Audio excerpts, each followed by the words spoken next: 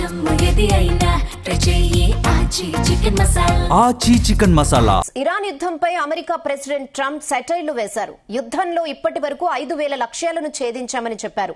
తమ దాడులతో ఇరాన్ క్షిపణి సామర్థ్యం 10% పడిపోయిందన్నారు. 46 అగ్రశ్రేణి నౌకలను ముంచేసిన సైన్యాన్ని ట్రంప్ అభినందించారు. ఈ సందర్భంగా సెటైర్లు వేశారు ట్రంప్.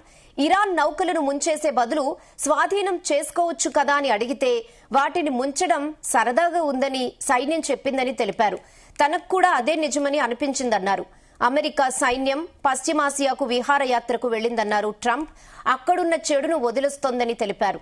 విహారయాత్ర కొద్ది రోజుల్లోనే ముగుస్తుందని ట్రంప్ కామెంట్ చేశారు.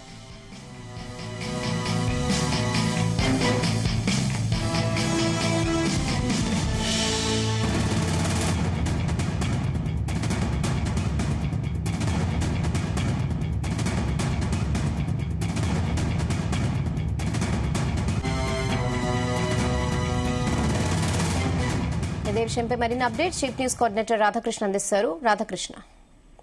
Good evening Rehana. ఒకవైపు ఇరాన్ ఇజ్రాయెల్ యుద్ధం భీకరంగా సాగుతున్న క్రమంలో అమెరికా అధ్యక్షుడు డొనాల్డ్ ట్రంప్ చేసిన వ్యాఖ్యలు ఇప్పుడు ఆసక్తికరంగా మారాయి.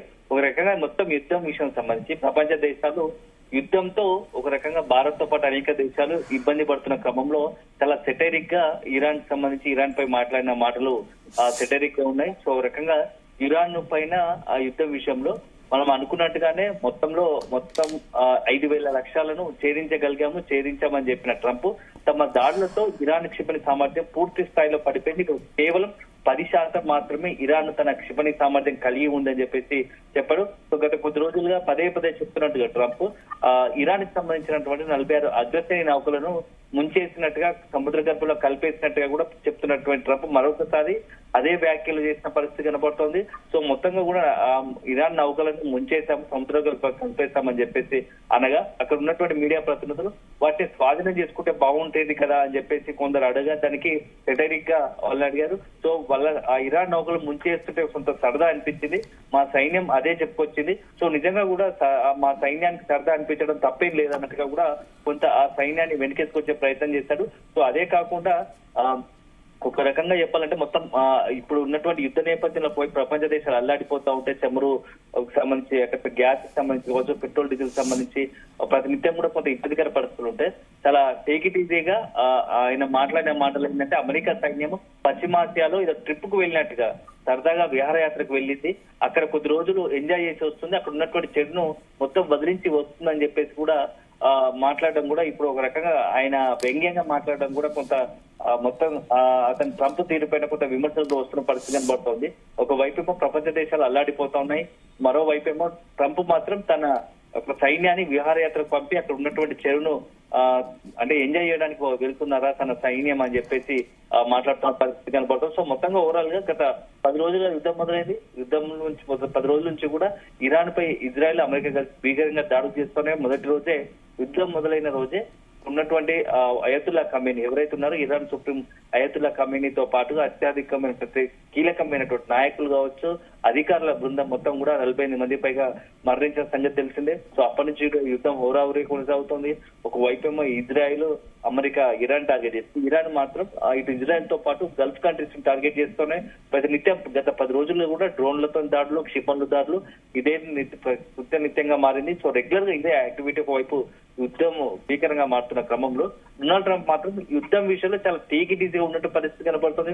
ఒక రోజేమో యుద్ధం అయిపోయింది అంటున్నారు, మా సైన్యం అంతా ఎంజాయ్ చేయడానికి అక్కడికి వెళ్ళింది, ట్రిప్ కి వెళ్ళినట్టుగా మాట్లాడుతారు చూస్తూ ఉంటే.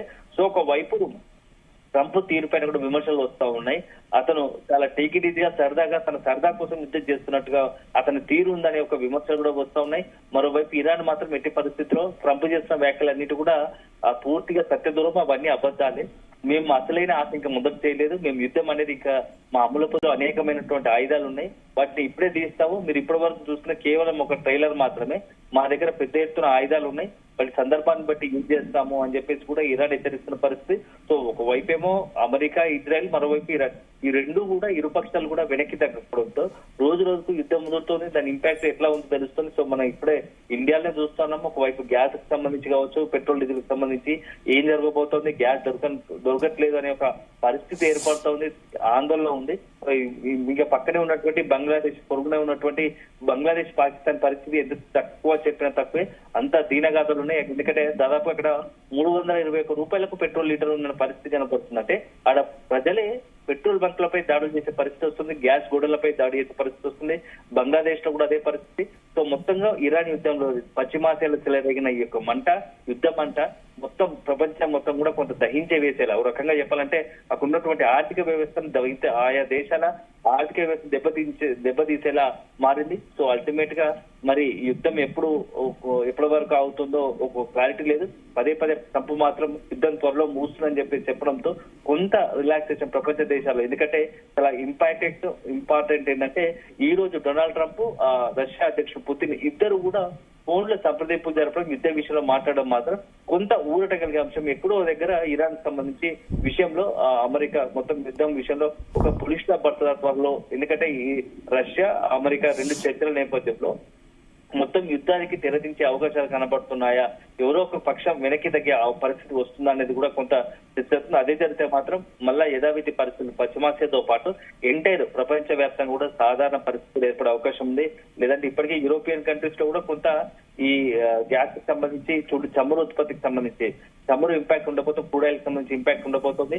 సో ఈ మొత్తం ఎంటైర్ వ్యవహారం ఎప్పుడు ముగుస్తుంది, యుద్ధానికి ఎప్పుడు పుష్టిపడుతుందో అనేది కూడా అన్ని దేశాలు వేచి చూస్తున్నాయి. అదే సందర్భంలో అనేక దేశాలు కూడా, భారత్ తో పాటు అనేక దేశాలు కూడా త్వరగా యుద్ధానికి స్వస్తి పలకండి. ఎందుకంటే యుద్ధం వల్ల అల్టిమేట్ గా మొత్తం ప్రపంచం కూడా ఇబ్బందికర పరిస్థితుల్లోకి వెళ్లే ప్రమాదం ఉంటుంది. సో అది మంచి పరిణామం కాదు కాబట్టి సో రెండు వైపులా చర్చలతోనే సమస్యను పరిష్కరించుకుంటే బాగుంటుందని యొక్క సూచనలు, సలహాలు ఇస్తున్న పరిస్థితి. సో అల్టిమేట్ గా రాబోయే వారం రోజుల్లో ఇరాన్ ఇజ్రాయెల్ సంబంధించి యుద్ధం విషయంలో ఒక కీలక అడుగు పడే అవకాశం ఉంది. ఎందుకంటే రష్యా ఎంట్రీతో పూర్తిగా యుద్ధ పరిస్థితులతో ఒక టర్న్ తీసుకునే అవకాశం, బిగ్ టర్న్ తీసుకునే అవకాశం ఉంటుంది. రాబోయే వారం రోజుల్లో మాత్రం యుద్ధంలో సంబంధించి అత్యంత కీలక పరిణామాలు సంభవించే అవకాశం ఉన్నట్లుగా తెలుస్తోంది. Okay Radhakrishna, thanks for the updates.